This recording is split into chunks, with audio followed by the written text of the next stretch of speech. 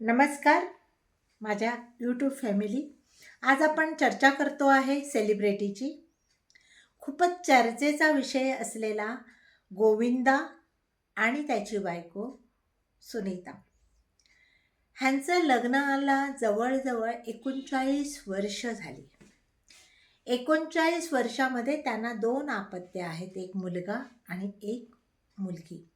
मुलगा आणि मुलगीसुद्धा आता लग्नाच्या वय उलटून गेलेली मुलं आहेत आणि मुलासाठी आपल्या नवऱ्याने काहीच सहकार्य केलं नाही त्यांना पुढे आणण्यासाठी, असं सुनीताचं म्हणणं आहे.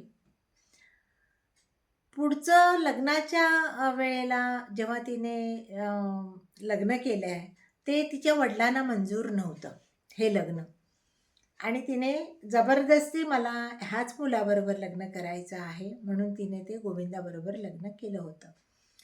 गोविंदाची आई फार संस्कारी होती. तिचंही तिने खूप छान सगळं केलं. त्या गोविंदाच्या आईबद्दल ती कधीच वाईट बोलत नाही.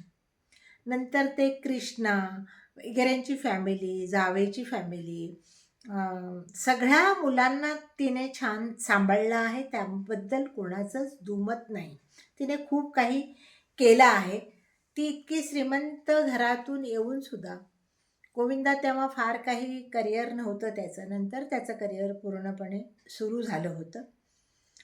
तर आता आपण पॉईंटला येऊया की एवढ्या वर्षाच्या नंतर त्यांना डिवोर्स घ्यावासा का वाटला.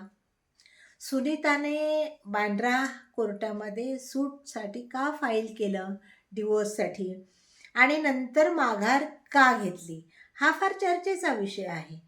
तर तिला असं वाटायला 39 वर्षानंतरच तिला असं का वाटलं, आणि त्यांच्यामध्ये खूप छान अलबेल आहे असं लोकांना वाटतं, पण तसं अजिबात नाही. बरीच वर्ष ते वेगवेगळे राहतात आणि तिलासुद्धा प्रसिद्ध व्हावंसं वाटलं. गोविंदाची बायको म्हणून ती प्रसिद्ध होतीच. आता तिला असं वाटायला लागलं की आपण स्वबळावर आपली प्रसिद्धी मिळवूया, म्हणून तिने यूट्यूबचं चॅनल सुरू केलं आणि ते चालतंही फार छान आहे. इंस्टाग्राम चालू केलं आहे आणि आत्ता गोविंदा बऱ्याच वर्षानंतर त्याला असं वाटते की आपण एक फ्लिप काढावी. रूपा, आणि बरेच वर्ष चर्चेत होतं की गोविंदा एका मराठी मुलीबरोबर त्याचा अफेअर चालू आहे. तर तसं काही नाही. आपल्याला त्या गोष्टी माहिती नाहीत. पण आता जी नॉर्थ इंडियाची जी मुलगी आहे, ती मुलगी जी 36 वर्षाची वगैरे आहे, त्या मुलीला नवखात मुलीबरोबर पिक्चर काढावासा त्याला वाटला. ती काय प्रसिद्ध अभिनेत्री नाही आहे. कारण त्याला असं वाटलं की एका अशा अप्रसिद्ध मुलीबरोबर आपण फिल्म काढावी आणि आपणही त्याच्यात काम करावं, म्हणून तो त्याच्यासाठी प्रयत्न करतो आहे. म्हणून तो वेगवेगळ्या ठिकाणी तिच्याबरोबर दिसतो. हे सुनीताला काही आवडत नाही आणि सुनीता खुलेआम त्याला शिव्या देत आहे आणि सांगते आहे की आपल्या मुलीच्या वयाच्या मुलीबरोबर घेऊन तिला फिरतो आहे. तर तसं नाही. सुनीताने सुद्धा समजून घ्यायला हवं की तो काहीतरी करू इच्छितो आहे, तर त्याला करू दे. तुझ्याकडे ठोस काही त्या पुरावे नाही आहेत की तिच्याबरोबर त्याचा अफेअर आहे, हे काही मीडियासमोर आलेलं नाही. म्हणून सुनीताने ते समजून घ्यायला हवं की तो काय करतो आहे. पण तिचं म्हणणं असं आहे की आपल्या दोन्ही मुलांचं करिअर घडवायच्या ऐवजी तो एका वेगळ्याच मुलीचं करिअर घडवायला निघालेला आहे. तर तसं नाही. ते गोविंदालाही काहीतरी करावंसं वाटतं आहे, तर करू द्यावं. भांडणं कुठे नसतात, सगळीकडे भांडणं आहेत. प्रत्येकाच्या घरी काही ना काहीतरी कुरबुरी आहेतच.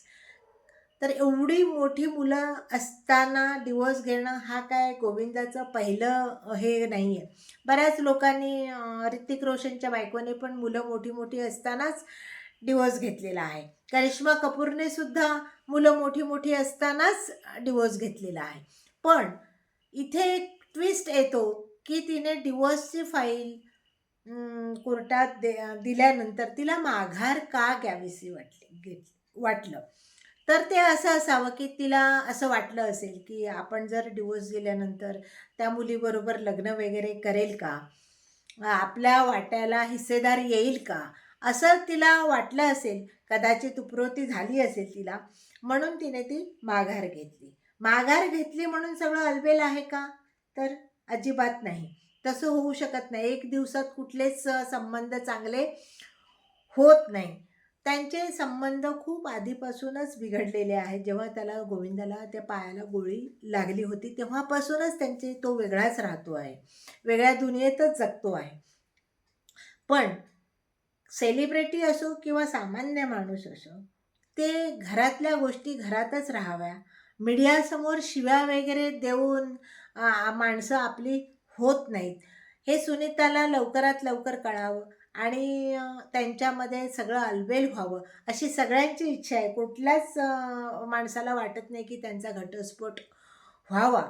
पण सुनीताने सुद्धा त्यांना साथ द्यावी आणि सगळं अलबेल व्हावं. आणि जे काही गोविंद आता करत आहे, नवीन पिक्चर काढायचा प्रयत्न करत आहे, तो काढावा. तोही सुपरस्टारच आहे. खूप फिल्म त्याने केलं. त्या काळातला तो सुपरस्टार आहे. तर त्याचीही फिल्म चालावी, सुपरस्टार व्हावी आणि सगळ्या लोकांना तो पुन्हा पडद्यावर मोठ्या बघण्याची इच्छासुद्धा आहे आणि आपल्यालासुद्धा बघायला मिळावं अशी माझी पण इच्छा आहे.